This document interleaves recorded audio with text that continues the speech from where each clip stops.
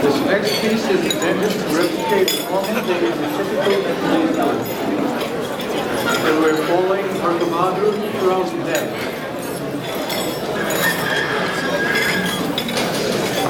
Here he is, waking up to a panoramic view such as these. Since about 80% of Nepal is hilly and mountainous, the village he lives in probably looks like this. And his house looks like this. He starts the day by thanking his deity and moves on to his chore. Here he is, milking his only cow. This is Sani Maya. She's out for prayers early in the morning, typical among religious Hindus. Here she is thanking her gods, making wishes for prosperity.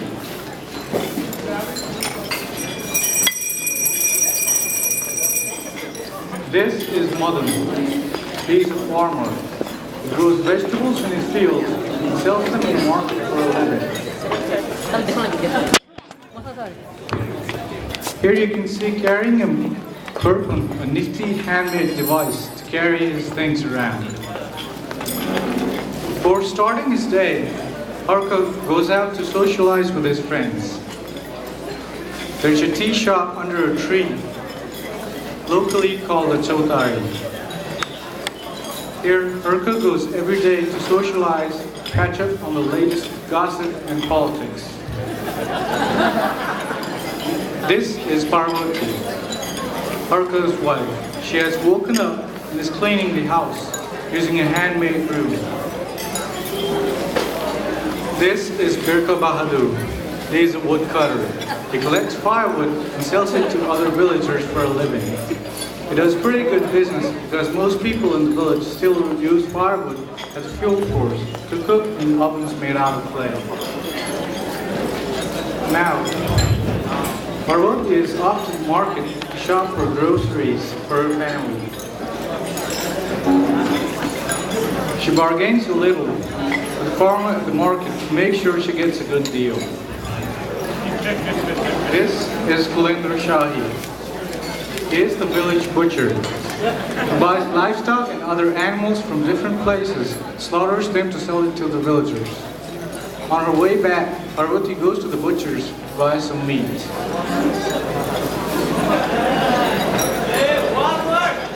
It's almost 9 o'clock. Parvati has cooked a meal for the family. And Orke is back from his morning trip.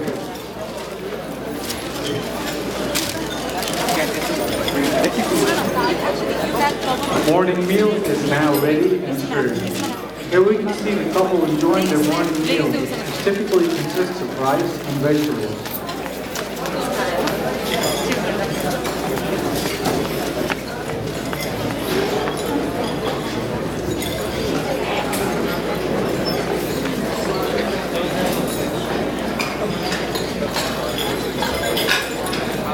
After that, Harka heads to the field, while Parvati starts doing chores around the house.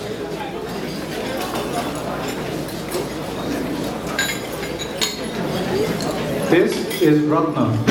He is the village barber. He sets up an open air equipped with a pair of scissors, a comb, and some razors, servicing the village community.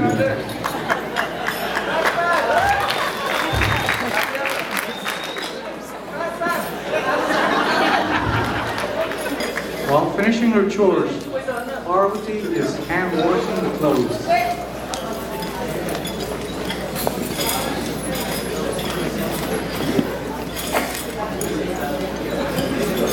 This is Arunman Gandharva. He is a folk musician. He collects tunes from villages and sings them to other villagers to make a living as an entertainer. The musical instrument he's playing is a sarangi, a string instrument made out of bamboo. This is what it sounds like.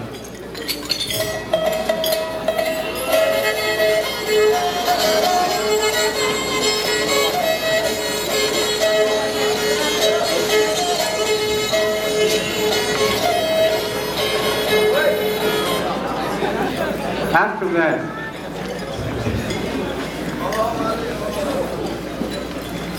She prepares lunch for her husband, who is working hard in the fields, plowing the land.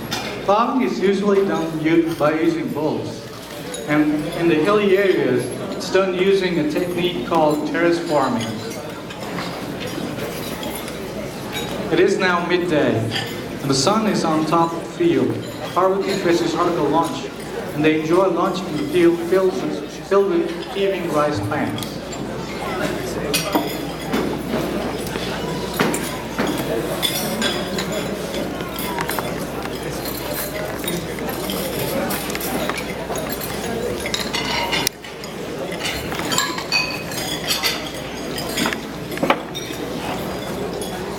Parvati now is going back to the house, carrying a load of grains on her back, in a container called a doko, made out of interwoven bamboo splinters.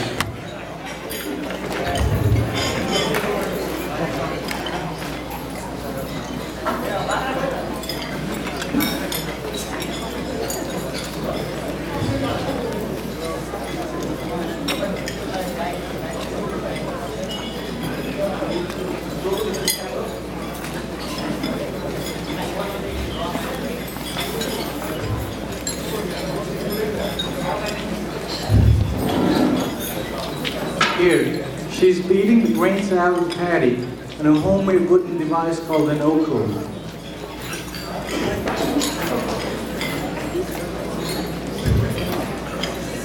After that, the beaten rice is winnowed in a wooden device called a nanglo. That's also made out of bamboo splinters.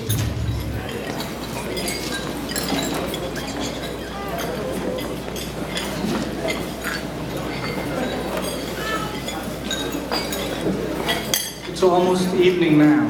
Harka is coming back from the fields, as Parvati is trying to make dinner for the family in the clay oven.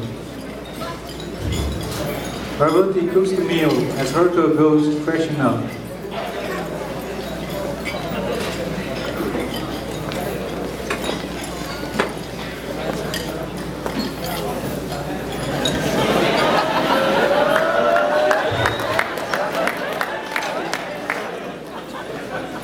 Dinner is now ready and served.